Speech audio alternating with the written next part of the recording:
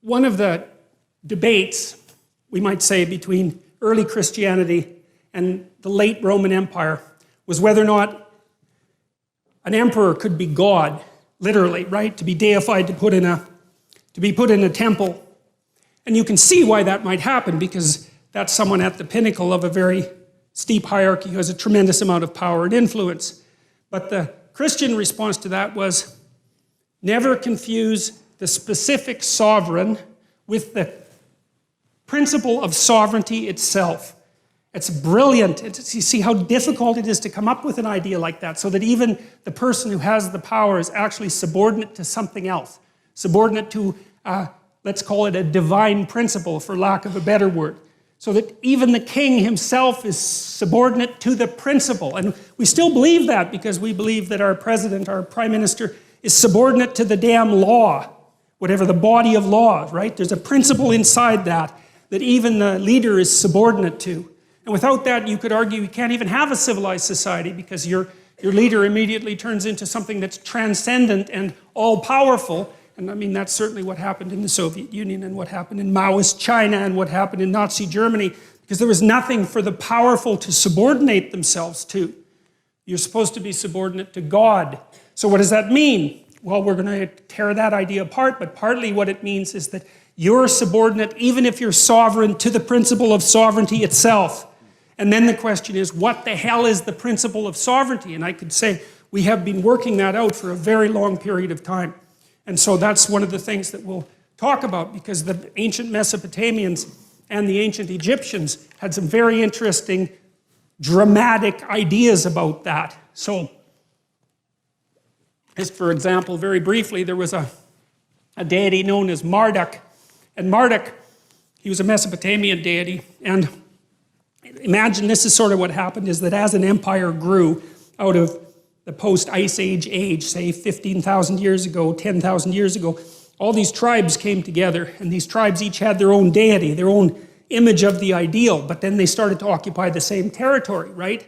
And so then one tribe had God A and one tribe had God B, and one could wipe the other one out, and then it would just be God A who wins, but that's not so good, because, well, maybe you want to trade with those people, or maybe you don't want to lose half your population in a war, something like that. So then you have to have an argument about whose God is going to take priority, which ideal is going to take priority. And what seems to happen is that's represented in mythology as a battle of the gods in sort of celestial space, but from a practical perspective, it's more like an ongoing dialogue. You believe this, I believe this. You believe that, I believe this. How are we going to meld that together?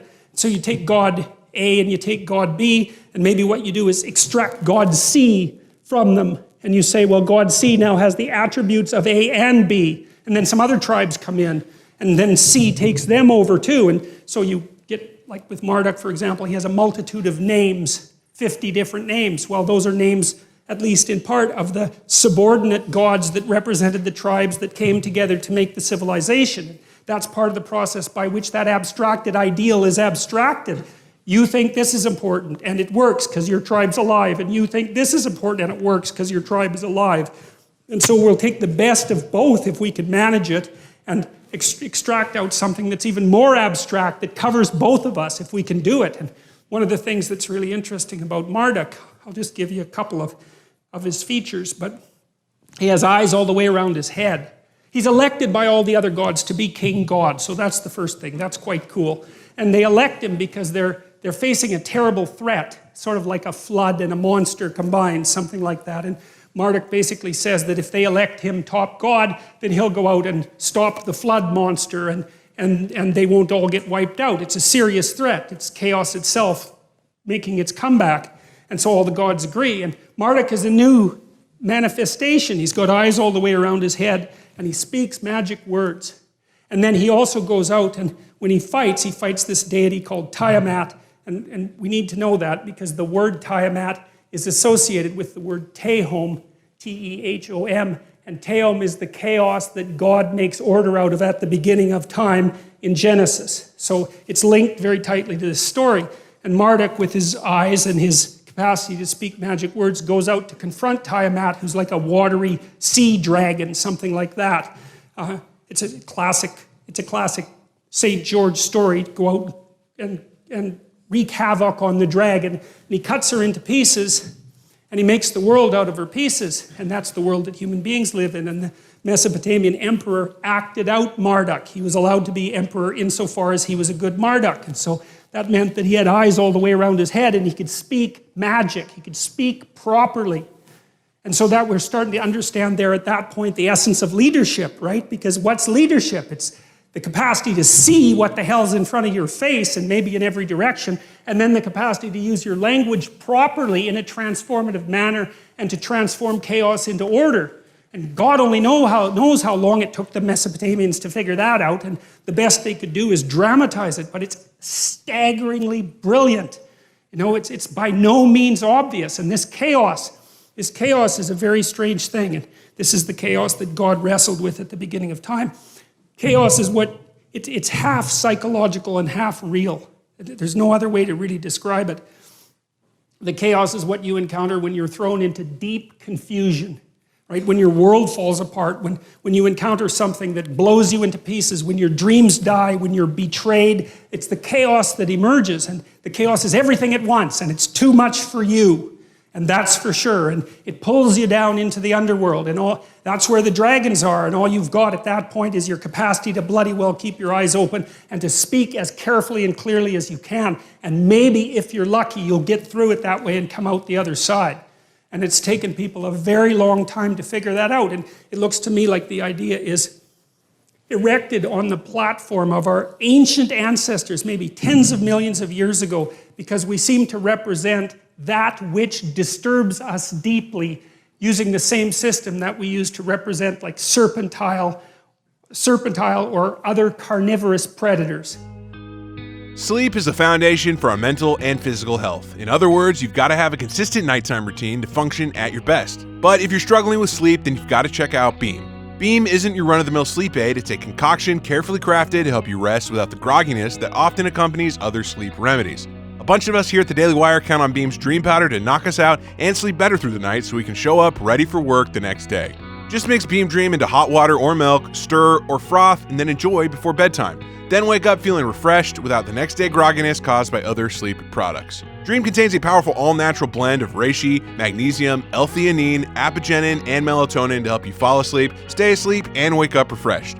And with it now being available in delicious flavors like cinnamon cocoa, chocolate peanut butter, and mint chip, better sleep has never tasted better. And today, listeners of this show can get a special discount on Beam's Dream Powder. Get up to 40% off for a limited time when you go to shopbeam.com/Peterson and use code Peterson at checkout. That's shopbeam.com/Peterson and use code Peterson for up to 40% off. You know, we're biological creatures, right? So when we've formulated our capacity to abstract, our strange capacity to abstract and use language, we still have all those underlying systems that were there when we were only animals. And we have to use those systems. They're part of the emotional and motivational architecture of our thinking. And part of the reason we can demonize our enemies who upset our axioms is because we perceive them as if they're carnivorous predators. We do it with the same system. And that's chaos itself, the thing that always threatens us, right? The snakes that came to the trees when we lived in them like 60 million years ago. It's the same damn systems. So the Marduk story is partly the story of using attention and language to confront those things that most threaten us. And some of those things are real world threats, but some of them are psychological threats, which are just as profound but far more abstract. But we use the same systems to represent them. It's why you freeze if you're frightened, right? You're a prey animal. You're like a rabbit. You've seen something that's going to eat you. You freeze. And that way you're paralyzed. You're turned to stone, which is what you do when you see a Medusa with a head full of snakes, right? You're turned to stone. You're paralyzed. And the reason you do that is because you're using the predator detection system to protect yourself. Your heart rate goes way up, and you get ready to move. Things that upset us rely on that system. And then the Marduk story, for example, is the idea that if there are things that upset you, chaotic, terrible, serpentine, monstrous, underworld things that threaten you, the best thing to do is to open your eyes and get your speech organized and go out and confront the thing and make the world out of it. And it's It's staggering. When I read that story and started to understand it, just blew me away that it's such a profound idea. And we know it's true too, because we know in psychotherapy, for example, that you're much better off to confront your fears head on than you are to wait and let them find you. And so partly what you do if you're a psychotherapist is you help people break their fears into little pieces, the things that upset them, and then to encounter them one by one and master them. And so you're teaching this process of eternal mastery over the strange and chaotic world. And all of that makes up some of the background. We haven't even got to the first sentence of the biblical stories yet.